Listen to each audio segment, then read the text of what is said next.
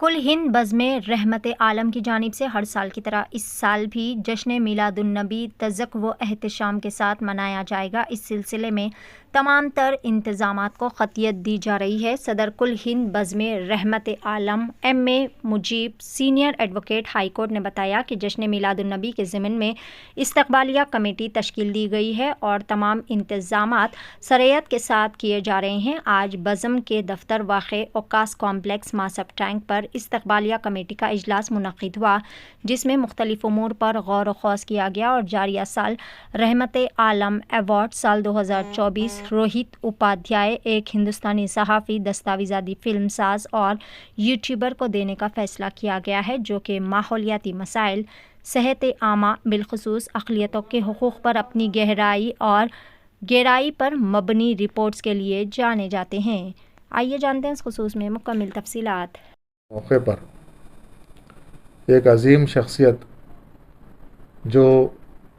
قومی یکجہتی اور مختلف مذاہب کے بیچ میں امن قائم کرنے کے لیے اور دنیا اور ملک میں امن قائم کرنے کے لیے جو کارگرد رہتے ہیں، ایسے شخصیت کی نشاندہی کرنا اور ان کو ایوارڈ سے نوازنا یہ کام کرتے آ رہی ہے۔ اور اس سال کل ہند بزم رحمت عالم کی جانب سے جو رحمت عالم پیس ایوارڈ 2024 کے لیے دیا جائے گا، میلاد النبی کے روز ہی اس کو دیا جائے گا۔ ہر سال بھی میلاد النبی کے روز ہی یہ ایوارڈ دیا جاتا ہے۔ رحمت عالم پیس ایوارڈ 2024 کے لیے اس سال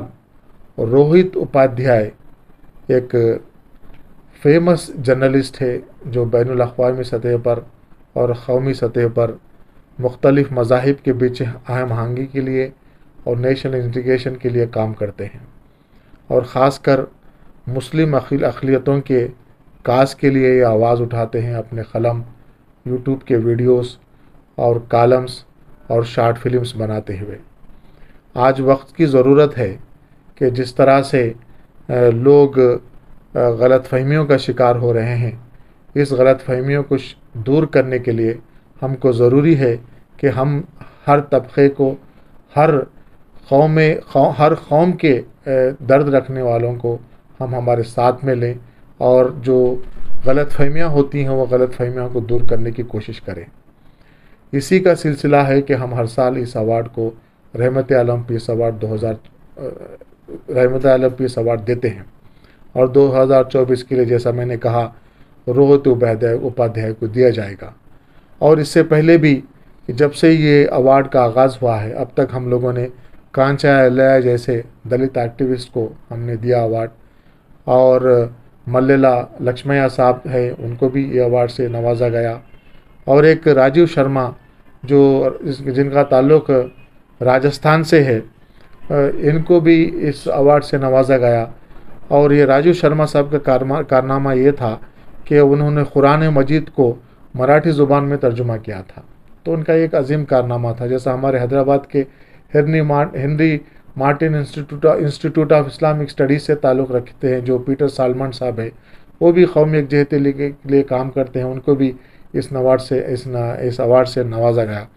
اور سب سے بڑی شخصیت میں آپ کو بتانا چاہ رہا ہوں، وہ ہسٹورین ہے جو مسلم حکمرانوں کے تعلق سے جو لوگوں کے ذہنوں میں جو غلط فہمیاں پائی جاتی ہیں، ان غلط فہمیوں کو دور کرنے کے لیے رام پونیانی صاحب نے بہت بڑا کام کیا۔ رام پونیانی صاحب کو بھی رحمت عالم پیس ایوارڈ سے نوازا گیا ہے، اور اس سال یہ ایوارڈ روہت اپادھیائے صاحب کو میلاد النبی کے روز انشاءاللہ جو 15 سپٹمبر کو آئیں گا، اس روز خواجہ مینشن فنکشن ہال میں یہ ایوارڈ کو دیا جائے گا۔ علماء اکرام کے بیچ میں، شہر کے معزز شخصیتوں کے بیچ میں یہ ایوارڈ کو دیا جائے گا،